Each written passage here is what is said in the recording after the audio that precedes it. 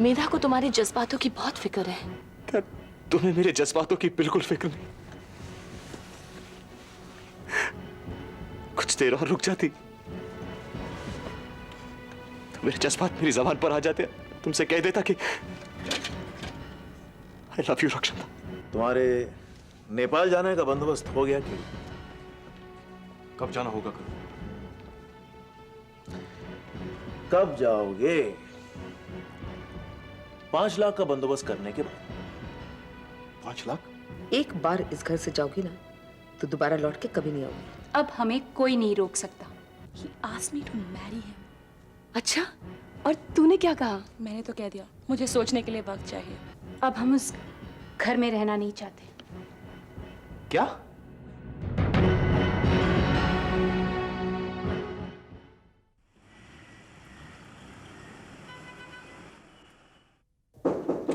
या good morning. मैं अंदर आ सकता हूं? बंसल साहब, आपका कानून किसी के रोके रुका है? मैडम कुछ नाराज लग रही हैं। मुझे खाम मुस्कुराने की आदत नहीं है। मैं आपके मुस्कुराने की वजह साथ लाया हूं। ऐसी खुशखबरी है कि जी फरमाइए। मैं श्वेतलाना के पास गया था। हाँ, आगे बढ़िए। जब हमने आपको केस सौंप ही दिया है तो आप श्वेतलाना को जरूर मिले होंगे। ये कोई खबर तो नहीं हुई ना?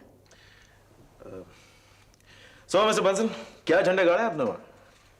मैंने इस बार जाकर सिल्वर स्टेट में श्वेतलाना के गड़े हुए झंडे को हिला दिया है। उन्हें एहसास हो गया है कि उन्हें कभी भी उखाड़ कर फेंका जा सकता है। लेकिन भाई वाह, क्या प्रॉपर्टी है, देखकर ईमान डोल गया। आप अपने ईमान को झूला बाद में झुलाइएगा। पहले ये बताइए कि आपके श्वेतलाना के बीच में बात क्या हुई है? बात क्या होनी थी वो सुनती नहीं। उनके चेहरे पे हवाइयां उड़ने लगी, छक्के छूट गए उनके। मुहावरे तो आप बहुत अच्छे जानते हैं, लेकिन श्वेतलाना और आपके बीच में जो बात हुई है ना, वो आप हमें साफ साफ बता दीजिए। मैंने उन्हें ये साफ जता दिया है कि सिल्वर स्टेट प्रॉपर्टी पर उन्होंने जो नाजायज कब्जा कर रखा है, उसके इल्जाम में उन्हें कभी भी हथकड़ी पहनाई जा सकती है। तो वो क्या कहती? वो क्या कहेंगी? उन्हें साफ वो चुप रही, क्योंकि उन्हें पता था कि मैं जो कह रहा हूं वो सही है। तो फिर आप केस कब फाइल करेंगे? जब आप कहें। मैं तो आपके आदेश का इंतजार कर रहा हूं। तो फिर आप उस केस को आज ही फाइल कीजिए। नहीं करें।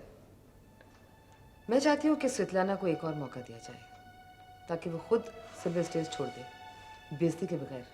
मैडम, ऐसी प्रॉपर्टी कोई इज्जत के साथ छोड़ सकता है क्या? तो फिर बेइज्जत होगी। बात तो सिर्फ एक मौका देने की है ना। इनफैक्ट मैं खुद जाके उससे बात करूंगी। So kind of you. आप जाके बात करके देख लीजिए। ओम ओम ओम।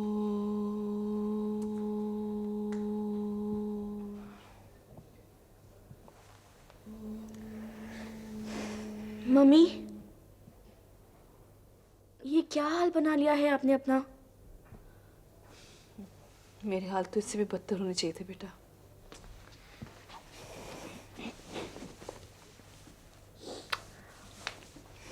आप वैसे ही बहुत दर्द सह रही हैं। अब किस बात की सजा दे रही हैं आप अपने आप को? अपनी जिंदगी बर्बाद करने की सजा, तेरे पापा की जिंदगी को जहन्नुम बनाने की सजा, और तेरे और रितु के इस खूबसूरत घर को तोड़ने की सजा।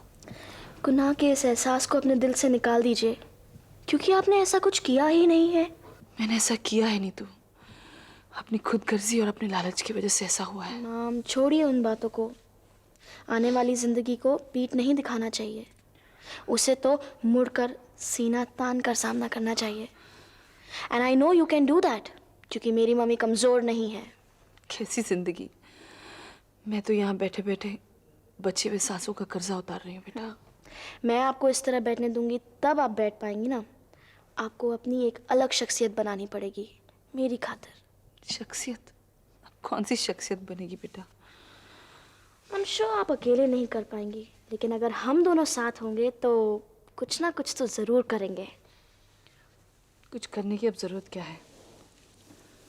सुनील ने तो पहले ही कह दिया है कि डिवोर्स के बाद वो महीन से इतना पैसा दिलवा देगा कि हमें कोई ज़रूरत नहीं पड़ेगी। और महीन, उसने भी तुम दोनों की शादी करने की रिस्पॉन्सिबिलिटी अपने सर पे ले ली है। मुझे कुछ करने की क्या ज़रूरत है?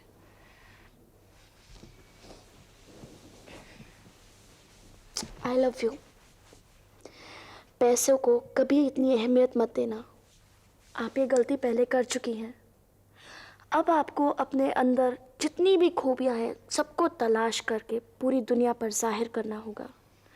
आपको मेरी एक ऐसी मम्मी बनना होगा जिस पर मुझे नाज हो। And I am sure you can do that. Promise me? Promise me stubborn kid, promise me.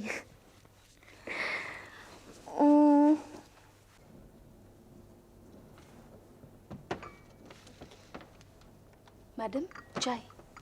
Thank you.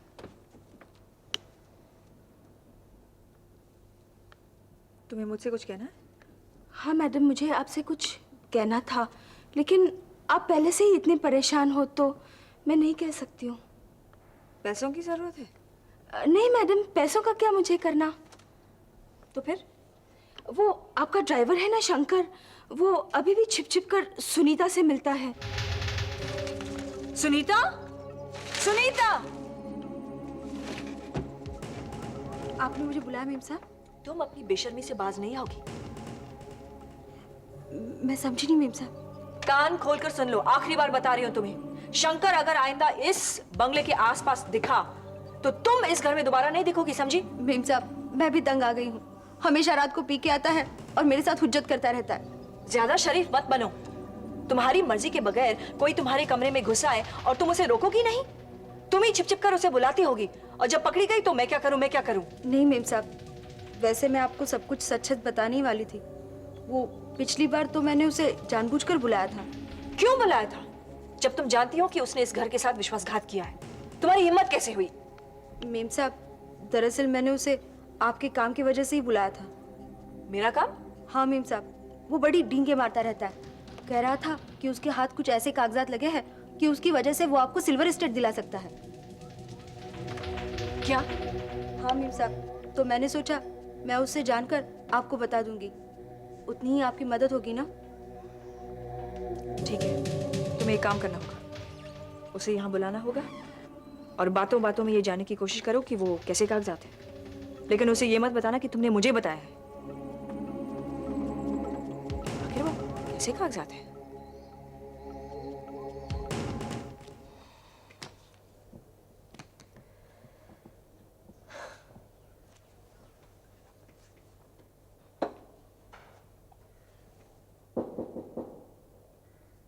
Come in. हाय मेधा।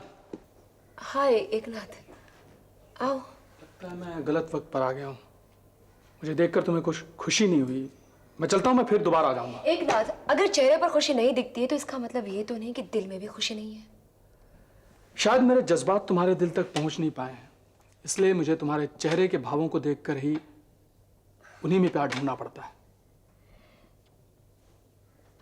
तुम्हें यकीन करा पाना मेरे लिए बड़ी मुश्किल बात है एकनाथ। बात प्यार पे यकीन की नहीं है मेधा। दरअसल हमारा रिश्ता ही कुछ मुश्किल होता जा रहा है। अच्छा, तो मुझे हमेशा अब तुम्हारे सामने कोई एक ही एक्सप्रेशन बनाए रखना पड़ेगा, जैसे कि ऐसा कुछ, तो ही शायद तुम्हें अपना रिश्ता थोड़ा सा आसान लगने लगेगा, है ना? मेरा प्यार में चेहरे पर एक्सप्रेशंस लाने के लिए मेहनत नहीं करनी पड़ती है, वो खुद ब खुद आ जाते हैं। गलती मेरी है, पता नहीं क्यों हर बार एक मोड़ पर आकर मेरा प्यार किसी और की तरफ पहुंच ही नहीं पाता। क्यों? और मैं वो प्यार हार बैठती हूँ।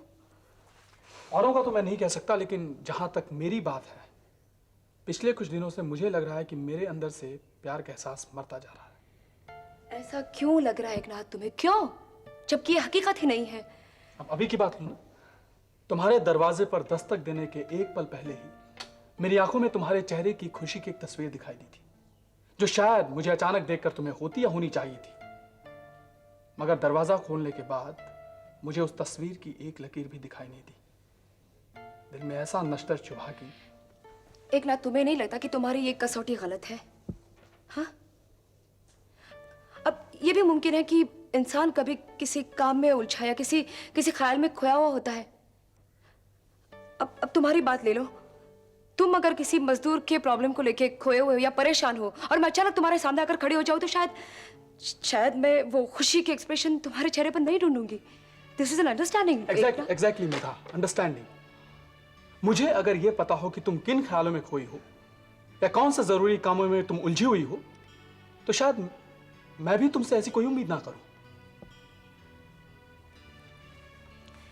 मैं ऋषभ के बारे में सोच रही थी। वो बहुत ही दुखी है एकनाथ।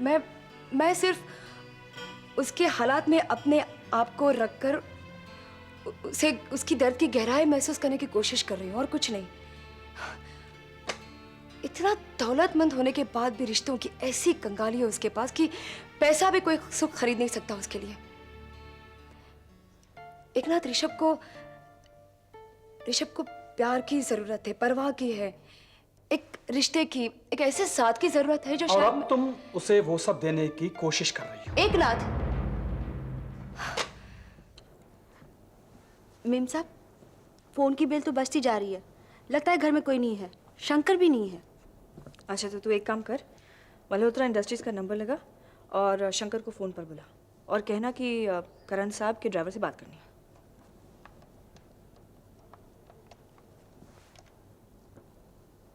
हेलो, मल्होत्रा इंडस्ट्रीज का ऑफिस। क्या मैं शंकर से बात कर सकती हूँ? करण साहब का ड्राइवर? हाँ हाँ, मैं उनके मौसी की लड़की बोल रही हूँ। हाँ, भीम साहब बुला रहे हैं। तू अंदर जाकर फ़ोन कर।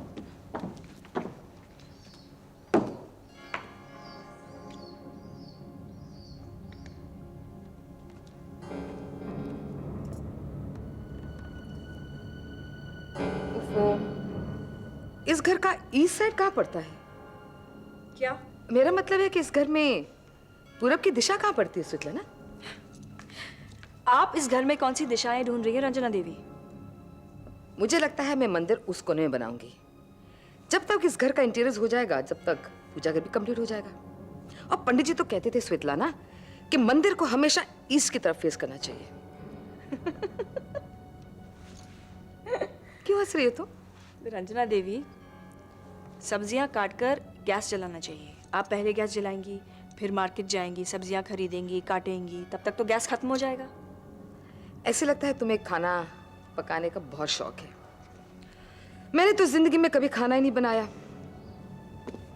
राजघराने में तो ये काम बावर्ची किया करते हैं। वैसे जब तुम इस घर से निकाली जाओगी, ये काम तुम जरूर करना। भूल जाइए रंजना देवी, मैं इस घर से कभी नहीं निकलूंगी।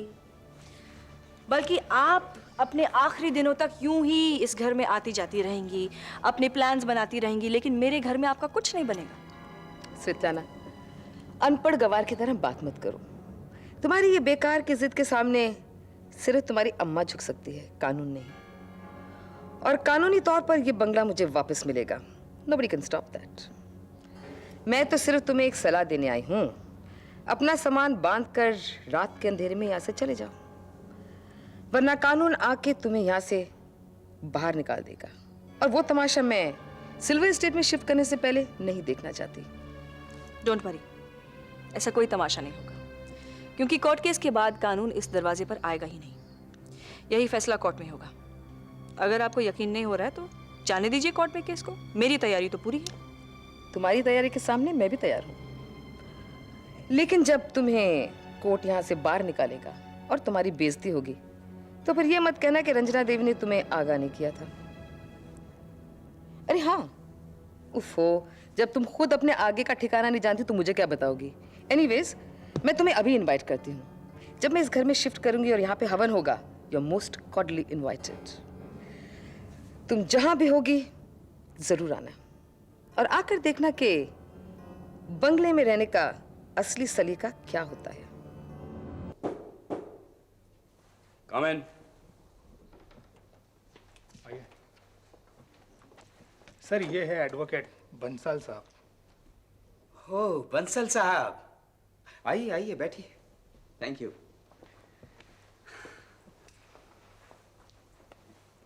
ज़हे नसीब जो आपके दीदार हो गए। ये सब आपकी जरा नवाजी है शाह साहब। अरे बंसल साहब, आप जर कहाँ, आप तो आफताब हैं।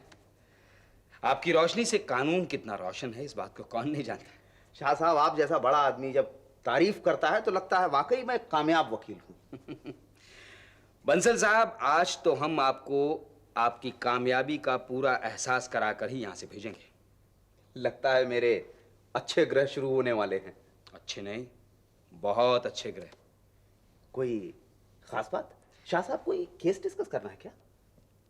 बंसल साहब, आपसे थोड़ा थोड़ा कानून सीखना है। कानून सीखना है? बिल्कुल शुरू से। मैं समझा नहीं।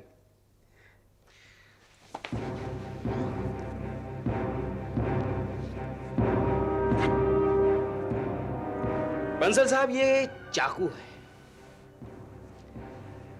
ये चाकू अगर मैं आपके हलक में गाड़ दूं तो आपका कानून मुझ पर क्या दफा लगाएगा? लेकिन आप ऐसा करेंगे क्यों? आपका कानून समझने के लिए। ये कोई तरीका नहीं है। नहीं बंसल साहब, मेरे तरीके दूसरे हैं। इसी हलक से तुमने श्वेतलाना को धमकाया था ना। बंसल साहब, आपके कानून के असर से कुछ सरफिरे लोग बिल्कुल बेअसर रहते हैं। उस कौम का नाम सुना है ना आपने? श्वेतलाना का कवच उसी कौम के कुछ लोग बन चुके हैं। अब अगर आइंदा ये हलक श्वेतलाना के सामने जरा भी घुर्राया तो आपका हलक निकालकर बाहर फेंक दिया जाएगा। समझ गए आप? शाह साहब, मैं मल्होत्रा इंडस्ट्रीज का वकील हूं और उस पेशे की हैसियत से मैं श्वेतलाना जी के पास गया था। अगर ये सब मैं नहीं करूं तो मैं भूखा मर जाऊंगा।